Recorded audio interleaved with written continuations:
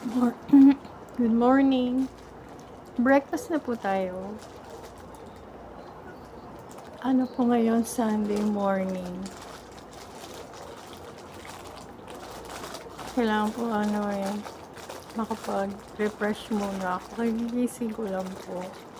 Then, I have to make breakfast niya. Ito po, buns po ang bread. Then, egg. Then, ang ko po, milk kasi. Milk po. Hindi po ako gumagamit ng tea. Ano lang po yung kapag apple tea lang po. Pero kapag sa breakfast po, hindi po ako gumagamit ng tea.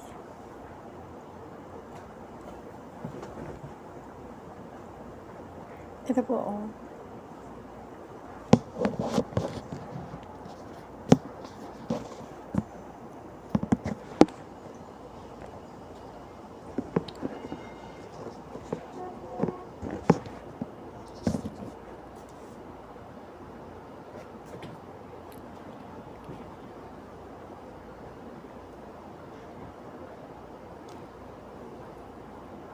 Meron po akong kukwento. Kasi, dito po sa linggo ito, nabuksan ko yung messenger ko. Nakita ko kasi meron akong 2 message. Then, binuksan ko. Kasi meron po akong boyfriend abroad sa Turkey. Matagal na kaming magka-on.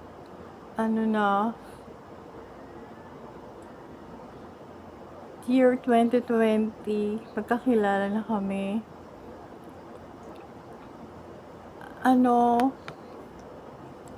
Sabi niya sa akin, pinakilala ko na yung bahay ko, yung sarili ko. Pero often naman talaga, nagme-message siya. Actually, minsan siya pa nga ang nagbi-video call sa akin para makapag-usap kaming dalawa. Alam niyo ba, he's so cute. Ang bait niya sa akin. Honest talaga ako sa kanya kasi nga kapag tinatawag niya ako, sinasabi niya sa akin, "Hi, my love." Recently, October 8, sabi niya sa akin, "Hi, my love." Kinausap ko na siya. Sabi ko, "Hi, yung sagot ko ba, sabi ko, mag-uusap tayo na talaga." Tapos, sabi ko nga, is it true na talagang we're on na kasi he's always making message to me sa FB page ko Doon po kami magkakilala sa Facebook. Doon kami nagkakilala. Pogi niya. Siya, single pa siya eh. So, excited ako kapag meron po siyang message siya, binabasa ko. He gives me pa nga his picture para ma-recognize ko yung mukha niya. Cute talaga siya. Now,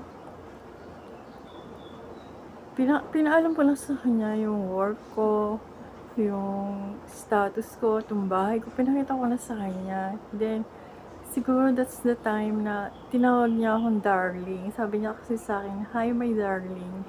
So, ang sa akin kasi, kapag tinatawag ako ng ganun, inisip ko, he loves me talaga. Then, tong video call ko, video messages ko, at saka tong video ko sa YouTube channel ko, maybe, ito kasi ang way na para talaga magkakilala kaming dalawa sa everyday life ko, lifestyle ko. Yun. Then, inisip ko na kapag ganito, I think na magkakaroon kami ng closeness na dalawa.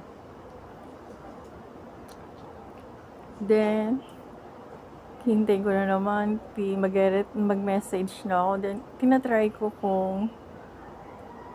kung sumasagot siya sa video call ko kasi may work pa siya eh.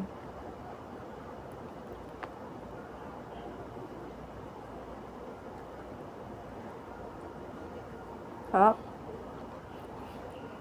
Kasi kapag sa Delight naman, kasi kapag nagtatrabaho ka sa Delight, talaga isipin mo, ano yun eh, mabigat na trabaho yun eh, kasi cart nga ang ginagamit kapag selling Delight.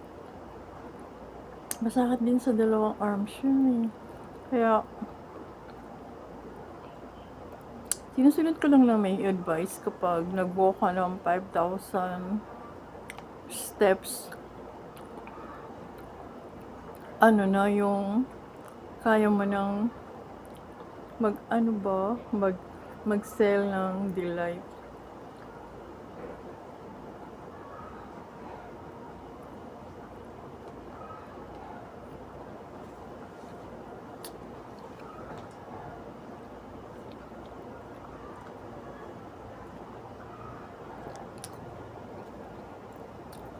Nag-uusap tayo ngayon kasi solo lang ako dito ngayon sa bahay. May work pa sila sa office eh. Kapag weekend kasi Sunday, stay home kasi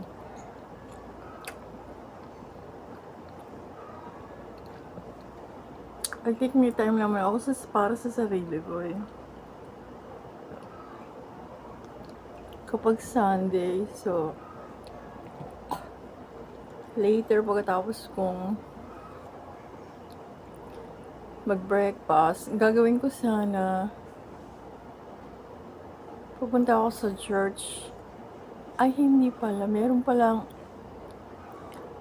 order sa akin sa church ng Delight. Pupunta pala ako doon ngayon kasi makikipag-usap lang naman ako sa kanya kung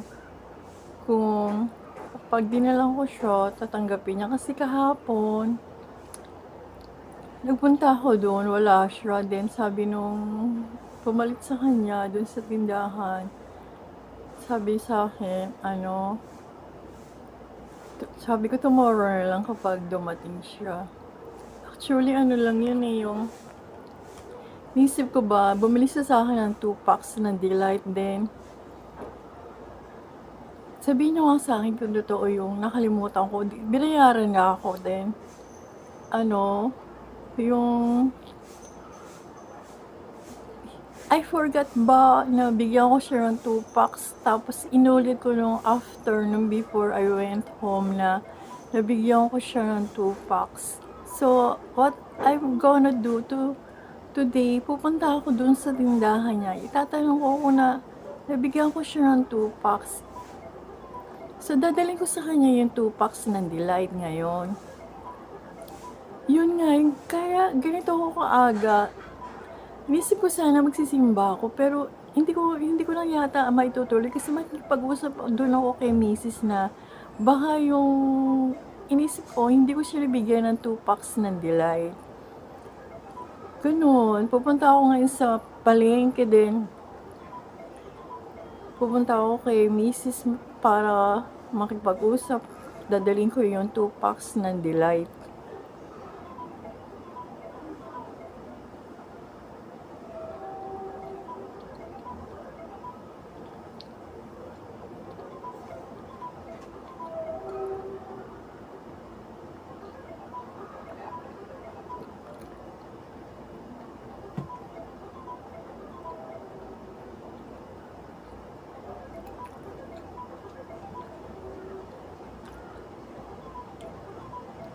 Kapag ganito po kasi nakapag-isip ako kung yung mga ginagawa ko ba, kaya kong pagpatuloy pa. Kasi nga kapag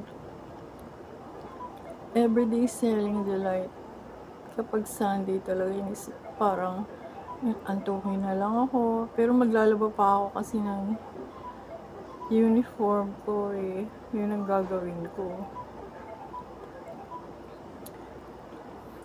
Then, punta na tayo dito sa room ko kasi nga meron po ako kasing hinihintay na trabaho para maggawin ko mamaya. At dito na lang muna tayo. Magkukwentuhan tayo dito sa aking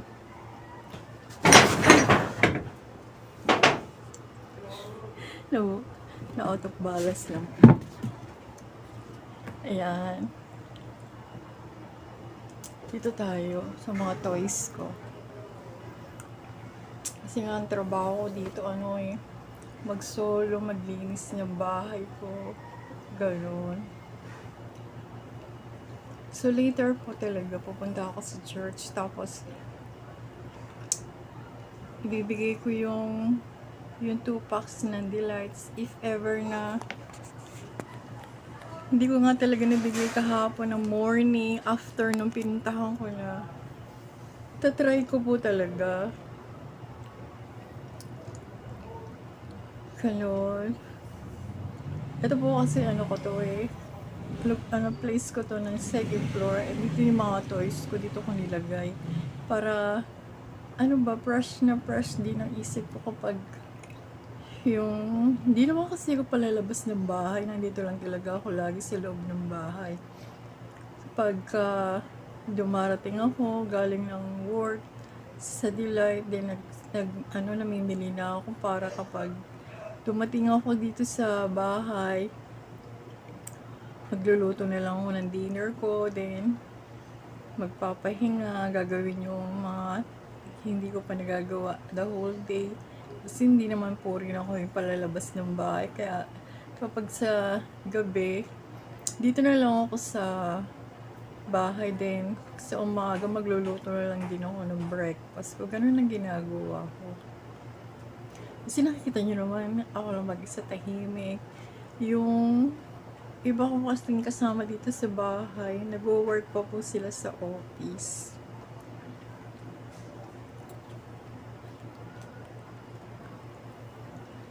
Andito na po tayo sa time na pupuntahan ko muna yung kausap ko dun sa church. Later na lang, papakita ko sa inyo kung talaga bang nagkausap kami na naibigay ko na yung delight or not yet. Teka lang ha. Pupunta na tayo ngayon dun sa simbahan, sa St. Joseph Church. Ibigay ko na yung 2 packs na delight. Kung hindi ko nga yun naibigay kahapon. Kasi mas better na makikipag-usap ako para hindi ba tayo maiiwasan, sayang din yun, di ba? Sayang din yung mga ganong klase na na tindahan. Sa St. Joseph naman kasi yun.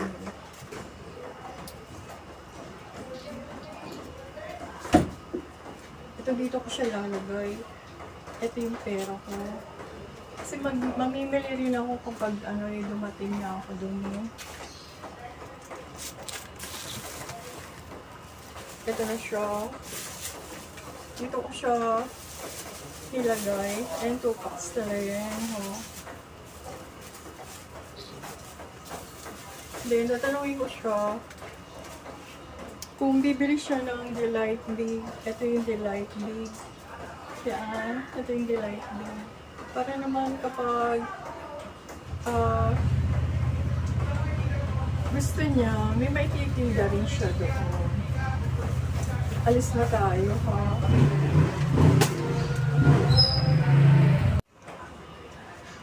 Galing na po tayo sa simbahan ng St. Joseph. Hinihingal lang ako naibigay ko na po kay Mrs. yung 2 packs ng Delight.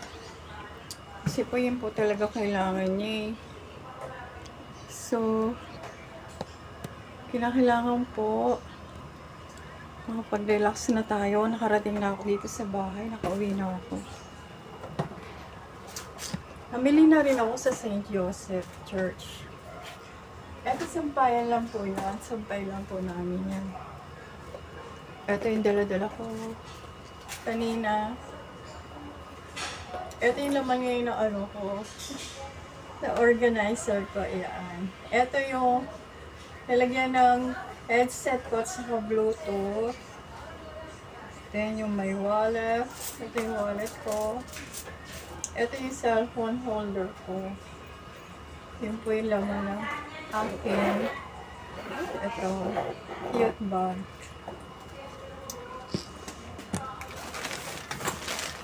Ito, konti lang naman yung...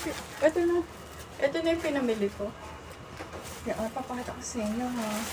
Itong Yum Yum. Ito yung nakalagay eh. Yum Yum. Yan. Gusto ko yan kasi chocolate yan eh. Snacks ko ba? Tapos ito rin. Bangus. Ito naman kasi kapag wala kong pasok Sunday, ay maaari ko yan makain. Tapos ito importante. Ito Mentos. Kasi kapag naninikip yung dibdib ko, ito yung kinakain ko Mentos. Candy siya. Ayan o, Mentos candy siya. Mint shake. Ayan, hindi na kaya isa. Kasi hindi na naninikip yung dibdib ko. Kaya kinakailangan makain. Nakakain ko na isa. Then, ito masarap to, maha. Maha Blanca. Mais flavor to eh. Kaya masarap yan. Ito pa oh. Bumibili na ako kasi ng luto. Kasi magastos sa kuryente. Relax kaya ang binabayaran namin sa kuryente dito ngayon. Ito naman, puto seco. Puto seco to. Delicious. Puto seco. Biscuit siya, biscuit. Kaya biscuit. Pumili na rin ako niyan. Para masarap. Then, itong kalab. Bumili pa rin ako. Nagdagdag ako ng kalab. Ayan. Then, ito pa oh. Ayan oh. Magkukulay ulit ako ng buhok kasi medyo na naman. Nawawala na naman tayo sa uso. Kaya, kinakailangan magkukulay ulit ako ng buhok ko. Akit lang ako dito sa bahay ko, sa loob ng bahay ko. Wait lang ha. Marami pa kasi akong ginagawa eh. Dito na tayo sa taas ng bahay. Ito. Dito na ako maglilinis ng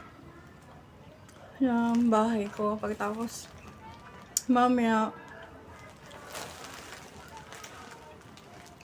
maglalaba pa ako. Pagkatapos, magkukulay pa ako ng buhok ko.